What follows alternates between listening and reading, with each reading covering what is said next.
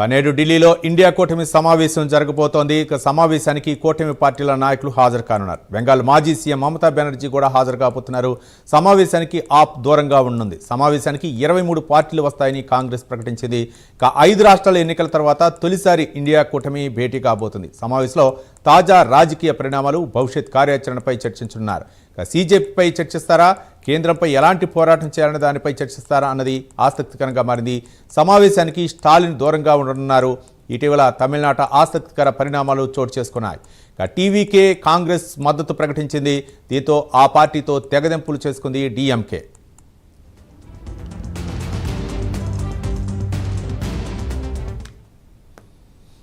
ఢిల్లీలో ఈరోజు ఇండి కూటమి సమావేశం కాబోతుంది. అయితే ఈ సమావేశానికి కొన్ని పార్టీలు అయితే మాత్రం దూరంగా ఉండే అవకాశాలు ఉన్నట్లు తెలుస్తుంది. మొత్తానికి 23 పార్టీలు అయితే మాత్రం ఈ యొక్క సమావేశానికి హాజరవుతున్నట్లు కాంగ్రెస్ అయితే ప్రకటించి మరిన్ని వివరాలు మా నేషనల్ బ్యూరో చీఫ్ కళ అందిస్తారు. కళ, దాదాపు 2 సంవత్సరాల తర్వాత ఇండియా బ్లాక్ కూటమి ఈ రోజు మధ్యాహ్నం ఢిల్లీ వేదికగా 12 గంటలకు కాన్స్టిట్యూషన్ క్లబ్ లో ఇండియా కూటమి జన్ బంధన్ మీటింగ్ అన్న పేరుతో ఈ రోజు కీలకమైనటువంటి 23 పార్టీలతో కూడినటువంటి కీలక సమావేశం జరగబోతుంది.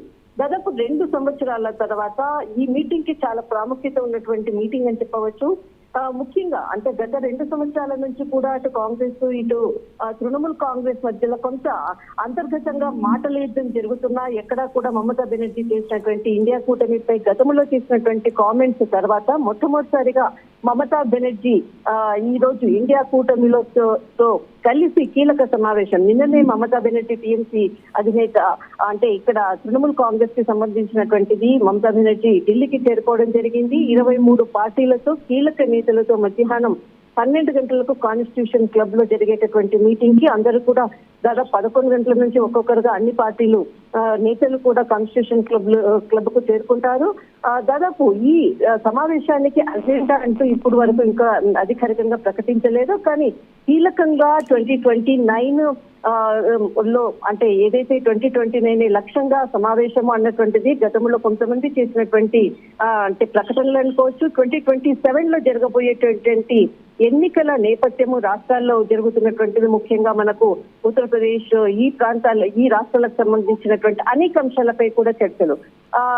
దాదాపు ఇక్కడ ఈ రోజు జరిగేటటువంటి చర్చల్లో మాత్రం అంటే సమావేశంలో మాత్రం చాలా వేడి సమావేశము చర్చలు కూడా జరిగేటటువంటి అవకాశం ఉంది.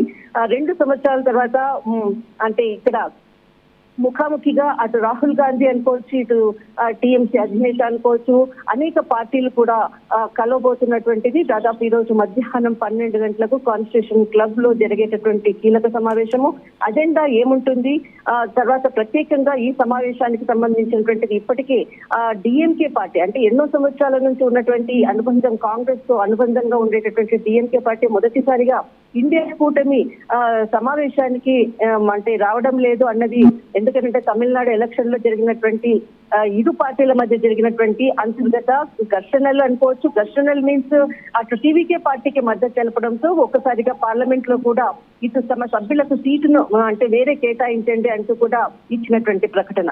మరొకటి ఇటు దాదాపు మనకు అంటే డిఎంకే తర్వాత కీలకంగా ఈ రోజు రాకపోవడం అన్నది కూడా ఈ ఇండియా కూటమికి సంబంధించినటువంటి దాంట్లో కూడా కొంత చర్చకు వచ్చేటటువంటి అవకాశం ఉంది. ప్రస్తుతానికి మాత్రము డిఎంకే రాకపోవడం అన్నది కొంత కీలకమైనటువంటి అంశము. కానీ ఈ రోజు మధ్యాహ్నం 12 గంటలకు కాన్స్టిట్యూషన్ క్లబ్ లో జరగబోయేటటువంటి కీలకమైనటువంటి సమావేశము రానున్నటువంటి అంటే ఇతర రాష్ట్రాల్లో జరిగే అంశాలకు ప్రాతిపదికన జరిగేటటువంటిది.